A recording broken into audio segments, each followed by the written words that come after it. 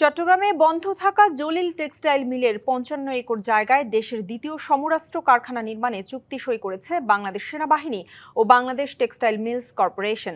চুক্তি স্বাক্ষর অনুষ্ঠানে সেনাপ্রধান জেনারেল ওয়াকারুজ্জামান বলেন, এই সমরাস্ত্র কারখানা বাংলাদেশের প্রতিরক্ষা শিল্প ও সার্বভৌমত্বের সুরক্ষায় গুরুত্বপূর্ণ ভূমিকা পালন করবে। এটি দেশের কৌশলগত নিরাপত্তা বৃদ্ধির অংশ। সেনাবাহিনী প্রধান জানান, বাংলাদেশের সমরাস্ত্রের বৈশ্বিক চাহিদা আছে। এই কারখানায় উৎপাদিত সমরাস্ত্র রপ্তানিমুখী শিল্পে পরিণত হবে, যেখান থেকে প্রচুর বৈদেশিক মুদ্রা আয় সম্ভব।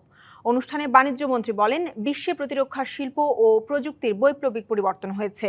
সরকার অস্ত্র ও প্রতিরক্ষা সরঞ্জাম রপ্তানিতে সব ধরনের সহযোগিতা করবে। এটি দেশকে নতুন উচ্চতায় নিয়ে যাবে।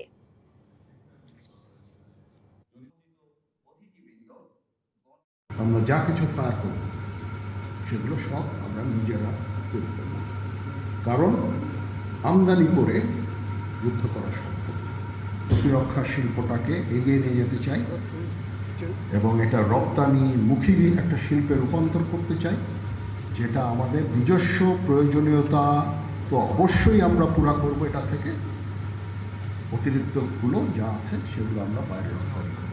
আজকের দিনের প্রতিরক্ষা শিল্পের এবং প্রতিরক্ষা সক্ষমতার গতি প্রকৃতি আমূল পরিবর্তন হয়ে গেছে। সাশ্রয়ী স্বল্প মূল্যের ইনভেস্টমেন্ট এবং ইনোভেশন একটা বিশাল সমৃদ্ধ দেশের যুদ্ধের গতি প্রকৃতির সক্ষমতাকেও থামিয়ে দিতে পারে, পরিবর্তন করে ফেলতে পারে।